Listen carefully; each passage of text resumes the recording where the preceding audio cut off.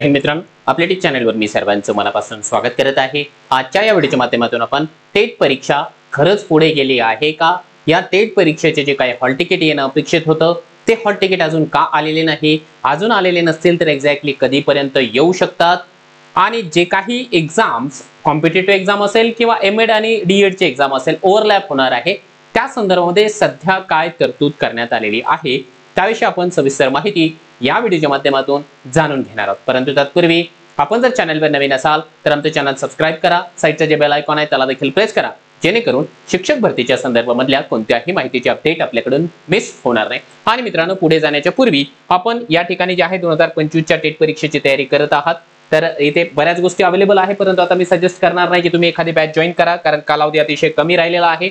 परंतु एक सजेशन निश्चितपणाने देऊ शकेल की शेवटच्या काही दिवसांमध्ये आपल्याला टेस्ट सिरीज सोडून पाहणं अतिशय उत्तम राहतं, कारण आपल्याला टाइम मॅनेजमेंट करणं हा सर्वात महत्त्वाचा पॉइंट आपल्याला या ठिकाणी येणाऱ्या परीक्षेमध्ये असणार आहे। अभ्यास बऱ्यापैकी सर्वांचा झालेला असणार आहे, इव्हन अभ्यास कधीच कंप्लीट नसतो, परंतु आपला अभ्यास आपल्याला चेक करायचा आहे आणि जेवढा झालेला आहे तेवढे मार्क्स तरी आपल्याला घ्यायचे आहे। त्याकरिता सर्वांनी एकच काम करा, या ठिकाणी फ्री मध्ये फुल लेंथ 5 टेस्ट सिरीज आहेत, या ज्या काही 5 टेस्ट आहेत त्या सोडून पहा। या सगळ्या कुठे दिसणार आहे तुम्हाला, मास्टर टीचर नावाचा जे काही आपला ऍप आहे त्यावर तुम्हाला दिसणार आहे। ठीक आहे, फ्री मध्ये टेस्ट आहे, या सोडून पहा आणि किमान तुमचं टाइम मॅनेजमेंट तरी व्यवस्थितपणे होईल। याच्या स्कोरवर जाऊ नका, स्कोर जरी कमी आला तरी हरकत नाही, परंतु त्या 2 तासामध्ये 120 मिनिटांमध्ये 200 प्रश्नांपर्यंत पोहोचण्यासाठी निश्चितपणाने प्रयत्न करा। आणि तुम्हा लोकांच्या खास आग्रहास्तव म्हणा, तुमचा स्कोर वाढावा या उद्देशाने आपण जे आहे महा मॅरेथॉन सुरू केलेला आहे। बऱ्यापैकी आपण महा मॅरेथॉन 17, 18, 19, 20 तारखेपर्यंत घेतलेला आहे। आता शेवटचे काही दिवस उरलेले आहेत या ठिकाणी महा मॅरेथॉनचे। त्या ठिकाणी तुम्हाला टाइम टेबल ऑलरेडी माहिती आहे, तरी देखील तुम्हाला माहिती नसेल तर हा जो काही स्क्रीनशॉट आहे तो काढून घ्या आणि आपण आपल्या परीने या ठिकाणी जे आहे मॅरेथॉनला निश्चितपणाने हजेरी लावा। आता आपण येऊया की टेट परीक्षा खरंच लांबलेली आहे का।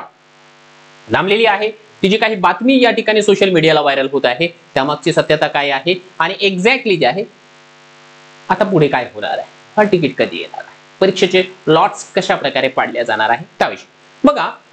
2 दिवसापूर्वी एक बातमी या ठिकाणी व्हायरल झाली होती की परीक्षा जी आहे आपल्याला 24 तारखेपासून सुरू होणार आहे। पण त्याच्यापूर्वी काही इतिहास तुम्हाला सांगतो। हे बघा, हे प्रसिद्धीसाठीचं ऑलरेडी जे काही प्रसिद्ध झालेलं निवेदन आहे त्या निवेदनामध्ये सांगितलेलं होतं 2 गोष्टी होत्या। एक तर जो काही फॉर्म भरायची शेवटची तारीख होती ती होती 14 तारखेपर्यंत। ठीक आहे, 14 तारीख संपलेली आहे, फॉर्म भरण्याचा कालावधी संपलेला आहे, ज्यांचं भरल्या गेला, ज्यांचं नाही भरल्या गेला। साधारणतः 2,36,000 एवढ्या उमेदवारांनी फॉर्म भरलेले आहे, ऍव्हरेज सांगतो। ठीक आहे, 2,36,000 एवढे उमेदवार जे आहे परीक्षा देणार आहेत। आता याच्यापैकी बरेच उमेदवार दुबार आहेत। मला प्राथमिक माहिती अशी मिळालेली आहे की जवळपास जे आहे 9,000 उमेदवार असे आहेत की ज्यांनी दुसऱ्यांदा फॉर्म भरला, म्हणजे 2 फॉर्म भरलेले आहेत। त्याच्यामध्ये अपियर वाले आहेत, काही लोकांचे फॉर्म या ठिकाणी रिपीट भरले गेलेले आहे, असा आकडा तो आहे। म्हणजे 2,36,000 मधून हे 9,000 उमेदवार मायनस आपल्याला करावे लागतील, कारण 2 हॉल तिकीट यावेळेस येणार नाही। टेक्निकल इश्यूमुळे आले तो भाग निराळा आहे, परंतु 2 जरी फॉर्म भरले तरी दुसऱ्यांदा जो काही फॉर्म भरलेला आहे तो एकच फॉर्म या ठिकाणी कन्सिडर होणार आहे।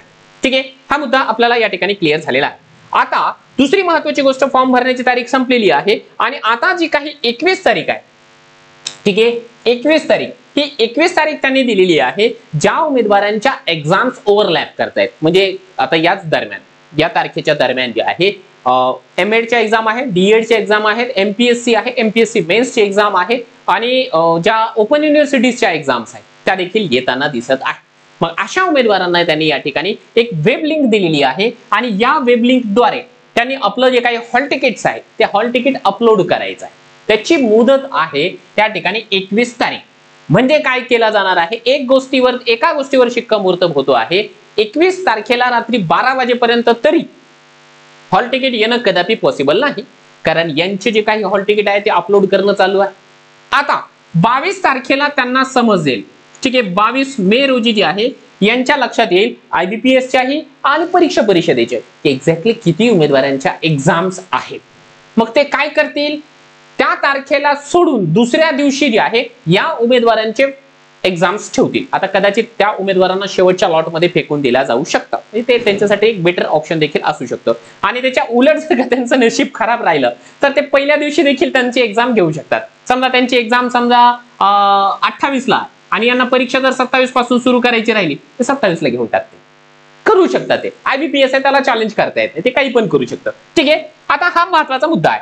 मग आता हॉल तिकीट जर का 22 पर्यंत येणार नसेल, हॉल तिकीट जे आहे मॅक्झिमम जे आहे 22 मे ला येऊ शकेल कमीत कमी, आणि 22 ते 24-25 तारखेपर्यंत येईल अशी अपेक्षा आपल्याला आहे. परंतु 21 तारखेला ज्यावेळेस यांना MPSC वाल्यांना वगैरे अपलोड करण्याची तारीख आहे, मग त्याच्यानंतर जर येणार असेल आणि त्यांची जी अगोदरची जी नोटिफिकेशन आहे ना, त्यांची अगोदरची नोटिफिकेशन बघा, ही जी नोटिफिकेशन आलेली, या नोटिफिकेशन मध्ये 25/4/25 ही तारीख होती नोटिफिकेशनची. यामध्ये त्यांनी 3 तारखा दिलेल्या होत्या जवळपास. त्या 3 तारखेवरती थोडीशी नजर फिरवा. ऑनलाईन अर्ज सादर करण्याची लिंक आहे, ऑनलाईन अर्ज सादर करायचा कालावधी आहे, इथं 10 होता, नंतर 4 तारीख त्यांनी वाढून दिलेली आहे, 4 दिवस म्हणजे 14 तारीख आहे. ठीक आहे, ऑनलाईन पद्धतीने परीक्षा शुल्क या ठिकाणी 14 तारीख याला असं समजा. त्यानंतर प्रवेश पत्र ऑनलाईन प्राप्त करून घेण्याचा कालावधी, इथे कालावधी दिला नाही, परंतु परीक्षेच्या 7 दिवस आधीपासून सांगितलं, म्हणजे 7 दिवस आपल्याला किमान मिळतील. आणि परीक्षेचा जो दिनांक आहे 24 तारखेपासून ते 5 तारखेपर्यंत, 24 पासून. मग आता मला सांगा, जर समजा 22 मे ला त्यांना आपला पूर्ण डेटा कळणार असेल की यार किती उमेदवारांचे एक्झाम जे आहे ते ओव्हरलॅप करतायत, तर 22 ला जर त्यांनी हॉल तिकीट इश्यू केलं तर 24 ला एक्झाम होणं शक्य आहे का? नाही, फार कठीण काम आहे.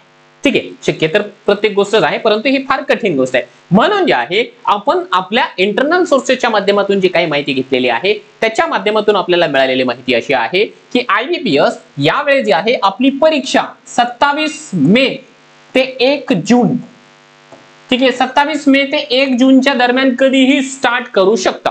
27 ला होऊ शकते, 28 ला, 29, 30 किंवा 1 तारखे याच्या दरम्यान आपली एक्झाम सुरू होऊ शकते. म्हणजे हार्डली आपण जर का विचार केला एका दुसऱ्या अँगलने, तर आपल्याला एक्झाम करिता जो एक्सपेक्टेड तारीख होती ना 24, ती 24 सोडून किमान जे आहे 6 दिवसांचा कालावधी एक्स्ट्राचा मिळतो आहे. हा बोनस आहे. 6 दिवस काही लोकांना छोटे वाटत असेल, त्यांना त्यांचं मुबारक, ठीक आहे, परंतु 6 दिवस खूप होतात. 6 दिवसामध्ये 6 विषयांचं संपूर्ण महारिव्हिजन होतं. लक्षात घ्या, पॉझिटिव्ह अँगलने बघा. म्हणून जे आहे ती जी न्यूज आहे ती खऱ्याच अर्थाने जे आहे एक्झाम डिले होणार आहे का, त्याच्यामध्ये तथ्य आहे आपली एक्झाम 27 तारखेपासून ते 1 तारखेच्या दरम्यान कधीही सुरू होऊ शकते. आणि एक्झाम जी आहे संपणार आहे अशी प्राथमिक माहिती आपल्याला मिळत आहे 10 जून रोजी. फार जास्त फॉर्म आलेले नाहीत, 2,36,000 फॉर्म आलेले आहे, त्याच्यापैकी 9,000 फॉर्म दुबार आहेत, म्हणजे 2,26,000 उमेदवारांची परीक्षा घ्यायची आहे. आणि ती परीक्षा 10 जून पर्यंत कंडक्ट केली जाणार आहे. कालच्या तारखेला एक महत्वाची मीटिंग या ठिकाणी जे आहे MSC पुणे आणि IBPS चे जे एक्झामचे ऑनर आहे, एक्झामचे हेड आहेत, त्यांच्यामध्ये झालेली आहे. अजूनही लॉट पाडण्याचं काम या ठिकाणी सुरू झालेलं नाहीये. प्राथमिक चर्चा झालेली आहे अशी आपल्याला माहिती मिळते आहे.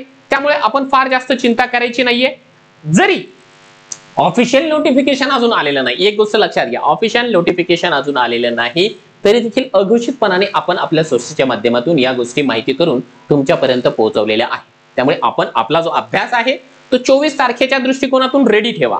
हे जे 6 दिवस आपल्याला मिळतील किंवा 4 दिवस मिळतील, तर हे 4 किंवा 6 दिवस जे आहे आपल्यासाठी बोनस आहे.